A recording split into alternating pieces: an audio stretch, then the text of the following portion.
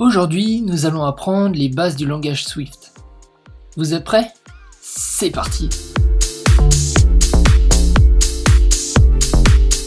Salut à tous, c'est GDev, j'espère que vous allez bien. Tout d'abord, avant de commencer la vidéo, je dois vous parler de certains prérequis. Swift est un langage Apple pour créer des applications iOS.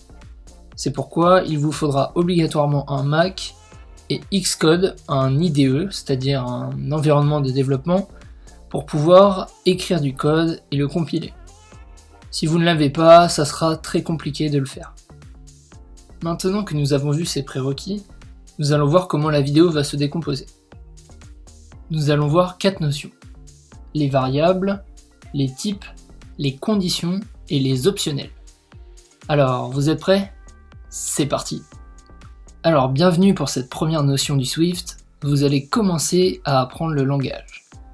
Je sais que vous êtes pressés, et donc nous allons commencer tout de suite avec la déclaration de variable. Il y a 3 mots importants à connaître, c'est déclarer, initialiser et spécifier. Pour déclarer une variable, nous avons 2 mots importants, var ou let. Var va nous permettre de déclarer une variable dont la valeur va pouvoir changer ou évoluer. Quant à let, ça va être une constante, c'est-à-dire que sa valeur ne pourra jamais changer. La syntaxe pour déclarer ces variables est donc var ou let et le nom de la variable.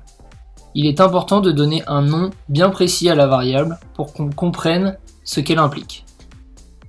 De plus, je rajoute le mot let, donc la constante, ne peut réellement pas changer. Si vous souhaitez changer la valeur d'un let, cela impliquera une erreur. Maintenant, passons à l'initialisation. Comment initialiser une variable? Pour l'initialiser, nous allons faire comme nous venons de le voir, var ou let est le nom de la variable, et nous rajoutons égal ainsi qu'une valeur, qui sera d'un certain type donné, les types que l'on verra justement après. L'initialisation d'une variable est obligatoire. Si nous ne le faisons pas, nous obtiendrons une erreur. Maintenant, comment spécifier le type d'une variable? Pour le faire, nous reprenons ce que nous venons de faire, c'est-à-dire var ou let est le nom de la variable.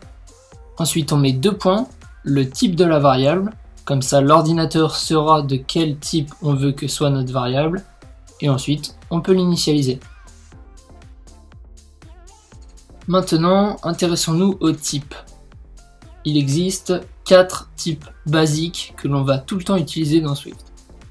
Les integers, les doubles et floats, les strings et les booléens. Commençons avec les integers.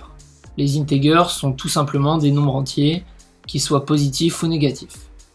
Comme nous le voyons ici, nombre positif 2.int pour integer est égal à 80 ou nombre négatif 2.int est égal à moins 123. Les types double et float sont eux par contre des nombres décimaux. Quelle est la différence entre les deux? Eh bien, il y en a un qui est plus précis que les autres, c'est-à-dire le double. Comme vous le voyez avec les exemples ci-dessous, pour un même nombre donné, le float est beaucoup moins précis sur ce nombre. Vous allez alors devoir utiliser le type adéquat selon vos envies pour utiliser le moins d'espace mémoire possible. Passons aux strings. Les strings sont tout simplement des chaînes de caractères, c'est-à-dire des phrases, des mots, tout ce qui contient des lettres, ou même remarquer des chiffres. Cependant, pour que cela fonctionne, il faut que ce soit entre guillemets. Comme nous le voyons ici avec la phrase « Salut à tous, c'est GDev » ou tout simplement GDev.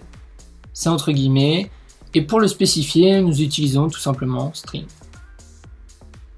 Je ferai une vidéo plus précise à ce sujet pour montrer toutes ces utilités car on peut faire énormément de choses avec. Passons au dernier type, les booléens.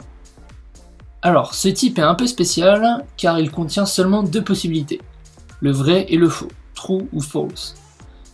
Il est très utile dans les conditions ou lorsqu'on pose des questions par exemple. Ici on voit suis-je youtubeur, on met 2 points bool car c'est comme cela qu'on définit le type booléen, et ensuite égal true, oui je suis youtubeur. Ensuite, suis-je une femme, 2 points bool toujours, égal false, puisque je ne suis pas une femme. Voilà, nous avons fait le tour des types. Je viens de vous dire qu'on a fait le tour des types, cependant je vous ai un peu menti, j'avoue. Il existe encore de nombreux types, dont celui dont on va parler maintenant, mais ils sont un peu plus complexes. Je vous ai seulement parlé des plus connus et plus courants. Alors maintenant, parlons du type des optionnels. Les optionnels sont un type un peu particulier, car ils reprennent ce que l'on vient de voir, mais en ajoutant quelque chose d'un peu plus complexe. En effet, ces types décrivent la possibilité d'avoir quelque chose ou non. Je vais prendre l'image d'une boîte. Une boîte que l'on ne connaît pas, elle est fermée, elle peut contenir quelque chose comme elle peut ne rien contenir. Et bien voilà, c'est ça un optionnel.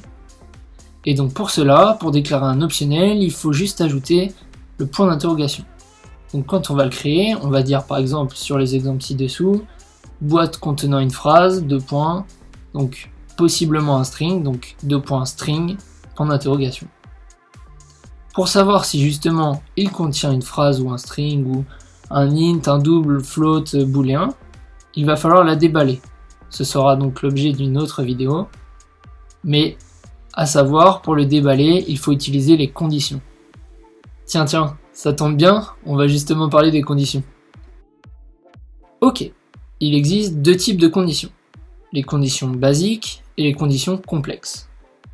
Pour les conditions basiques, il y a une seule condition qui, si elle s'avère vraie, on va effectuer l'action qui se trouve entre ces crochets. Comme nous le voyons en dessous, nous créons donc un nom, donc gdev, et ensuite nous mettons notre condition. Alors la condition est composée du mot if, qui est si en français. Donc si le nom est égal à gdev, le égal veut dire est-ce qu'il est égal, mais bon, ça c'est pareil, c'est l'objet d'une autre vidéo. Donc si la condition est remplie, nous allons effectuer l'action qui est à l'intérieur, qui est un print, le nom est bien gdev. Print ici veut dire afficher dans la console cette phrase. Quant aux conditions complexes, elles vont contenir plusieurs conditions justement. Comme on le voit ici, il y a if nom est égal à g, donc si le nom est égal à g, on va effectuer l'action qui est entre les crochets. Cependant, on voit que le nom n'est pas égal à g, donc on ne va pas effectuer l'action. Donc on passe à la suite, le else if, qui est sinon si. Donc sinon si le nom est égal à gd, on effectue l'action. Mais il n'est pas égal à gd non plus. Donc on passe à la suite qui est le else, et le else est donc sinon. Donc quand on a fait tous les autres cas, eh bien on fait l'action, qui est donc imprimée dans la console, faux, le nom est bien gdev. Donc on peut lancer la console, et voici ce que l'on obtient. On a bien le nom est bien gdev de notre condition basique, et faux, le nom est bien gdev de notre condition complexe.